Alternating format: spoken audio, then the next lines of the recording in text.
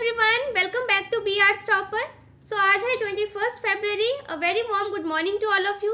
और हमेशा की तरह सुबह की अच्छी शुरुआत हम करते हैं डेलीज करंट अफेयर्स एनालिसिस के साथ में, जो कि है morning nutrition for all the UPSC aspirants. So let us begin with our first topic, sealed cover jurisprudence. Hindi में इसको कहते हैं सील बंद कवर न्याय शास्त्र। अब ये क्या है, देखो इसके जो इसका नेम है सील्ड कवर ज्यूरिस्प्रूडेंस, इसमें ये काफ़ी क्लियर है इसके नेम से। ये एक ऐसी प्रैक्टिस है जिसको सुप्रीम कोर्ट या कई बार लोअर कोर्ट्स भी एक्सेस करती हैं। इसमें क्या होता है, कुछ केसेस में कई बार जब सुप्रीम कोर्ट को कुछ गवर्नमेंट एजेंसी से इंफॉर्मेशन चाहिए होती है, कुछ रिपोर्ट्स अगर सुप्रीम कोर्ट मंगवाती है तो वो सील्ड एनवेलप्स में मंगवाती है। सील्ड एनवेलप का फ़ायदा ये होता है कि इसको सिर्फ ना जजेस एक्सेस कर सकते हैं, बीच में कोई और उसको खोल के पढ़ नहीं सकता।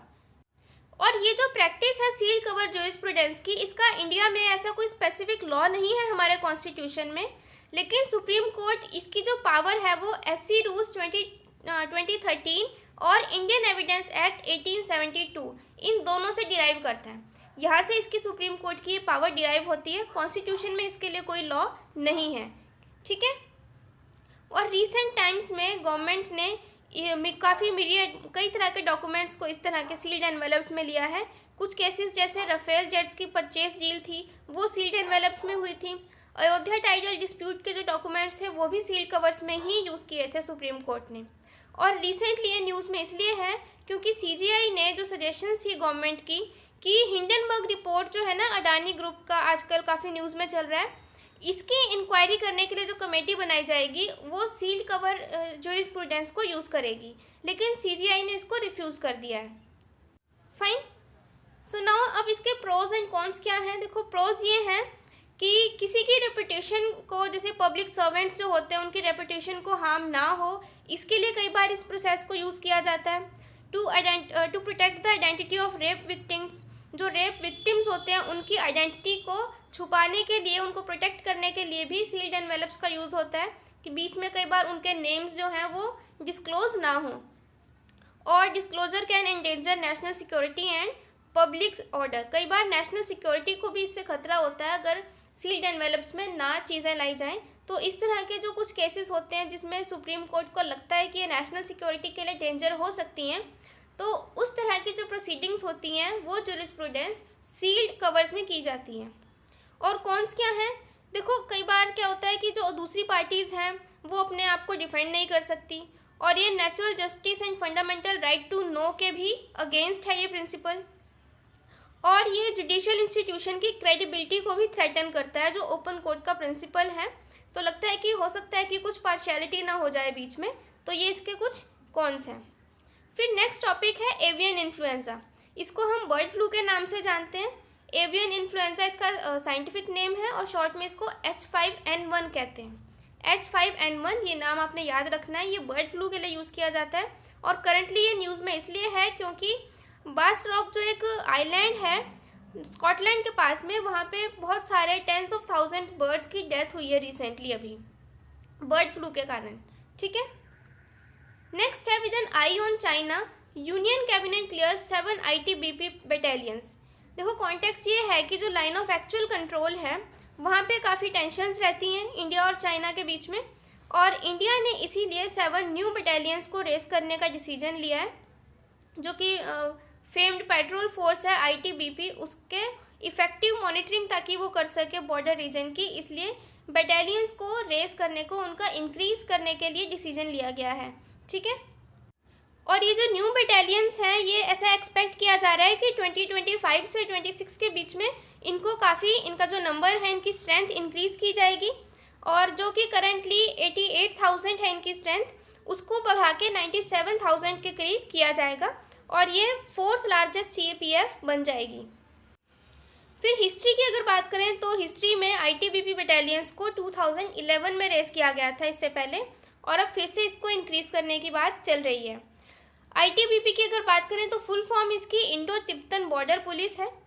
देखो जो चाइना और इंडिया के बीच में जो बॉर्डर लाइन है, लाइन ऑफ एक्चुअल कंट्रोल, ये एक्चुअली तिब्बतन बॉर्डर है, तिब्बत के पास में है, लेकिन क्योंकि चाइना तिब्बत पे क्लेम करता है तो वो चाइना में ही मान लिया जाता है उसको। हालांकि तिब्बत को फ्री कराने का भी चल रहा है कि इंडिया हो सकता है साथ दे तिब्बत को फ्री कराने में, और तिब्बत बाद में एक अलग से सेपरेट नेशन बन सकता है, लेकिन फिलहाल वो चाइना के डोमिनेंस में ही है।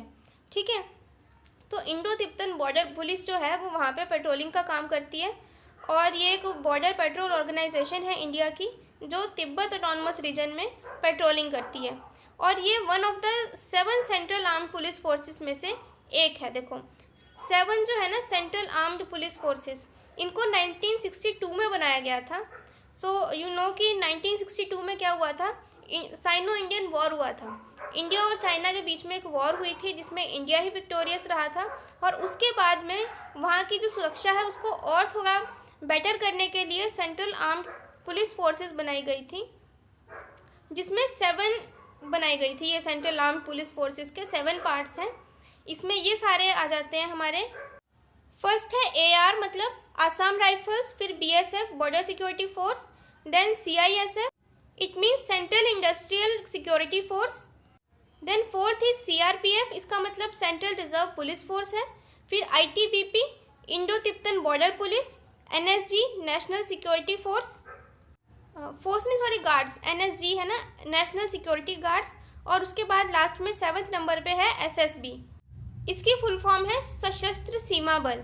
तो ये 7 सेंट्रल आर्म्ड पुलिस फोर्सेस हैं जिनमें से एक ITBP है, और इसके बटालियंस की जो स्ट्रेंथ है वो करेंटली 88,000 है, उसको 2025 तक 97,000 तक इंक्रीज करना है। ठीक है, इसीलिए ये न्यूज़ में है।